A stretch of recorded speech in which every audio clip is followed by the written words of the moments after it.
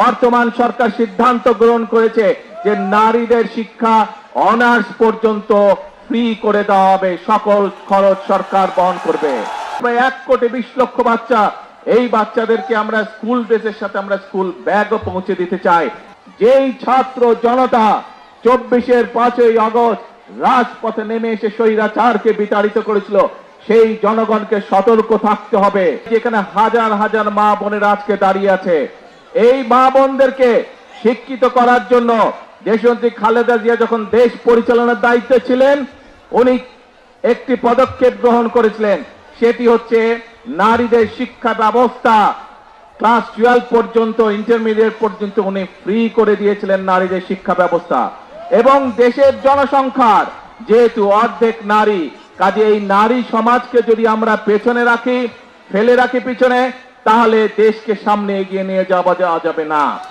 এবং সে কারণেই আমরা সিদ্ধান্ত গ্রহণ করেছি, বর্তমান সরকার সিদ্ধান্ত গ্রহণ করেছে যে নারীদের শিক্ষা অনার্স পর্যন্ত ফ্রি করে দেওয়া হবে, সকল খরচ সরকার বহন করবে। কিন্তু এখানে অনেক বোনেরা আছে, অনেক সন্তান তুল্য মেয়েরা আছে, তোমাদেরকে কিন্তু ভালো করে মনোযোগ দিয়ে লেখাপড়া করতে হবে ইনশাআল্লাহ, যাতে বড় হয়ে এই দেশের হাল তোমরা ধরতে পারো। শুধু তাই নয়, যে সকল মেয়েরা ভালো রেজাল্ট করবে তাদেরকে আমরা উপবৃত্তির ব্যবস্থা করব ইনশাআল্লাহ সরকার থেকে। গ্রামে গঞ্জে ছড়িয়ে থাকা হাজার হাজার প্রাইমারি স্কুলের বাচ্চাদেরকে, যারা গরিব মানুষের বাচ্চা, যে গরিব মানুষের সন্তান, তাদেরকে আমরা সরকারের পক্ষ থেকে বছরে একবার করে স্কুল ড্রেস দিতে চাই। শুধু স্কুল ড্রেসই নয়, এই কয়েক লক্ষ বাচ্চাকে, প্রায় 1,20,00,000 বাচ্চা, এই বাচ্চাদেরকে আমরা স্কুল ড্রেসের সাথে আমরা স্কুল ব্যাগও পৌঁছে দিতে চাই। যেভাবে প্রতি বছর নতুন বই দেওয়া হয়, আমরা নতুন বইয়ের সাথে তাদেরকে নতুন স্কুল ব্যাগ, আমরা নতুন বইয়ের সাথে তাদেরকে আমরা নতুন স্কুল ড্রেসও দিতে চাই, তাদের ঘরে পৌঁছে দিতে চাই। যেই ছাত্র জনতা 24-এর 5ই আগস্ট রাজপথে নেমে এসে স্বৈরাচারকে বিতাড়িত করেছিল, সেই জনগণকে সতর্ক থাকতে হবে।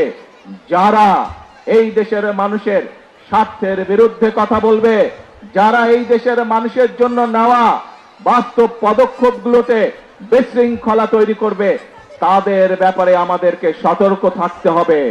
প্রিয় ভাই বোনেরা, আমরা জানি একদিনে সকল সমস্যার সমাধান হবে না। যেভাবে স্বৈরাচার এই দেশের অর্থনীতি বলেন, এই দেশের পররাষ্ট্রনীতি বলেন, এই দেশের শিক্ষা ব্যবস্থা বলেন, এই দেশের স্বাস্থ্য ব্যবস্থা বলেন, প্রত্যেকটি ব্যবস্থাকে ধ্বংসপ্রাপ্ত করে দিয়ে গেছিল, সেই আমরা সরকার গঠন করার পরে দেশের সকল অবস্থাকে আমরা ধ্বংসপ্রাপ্ত পেয়েছি।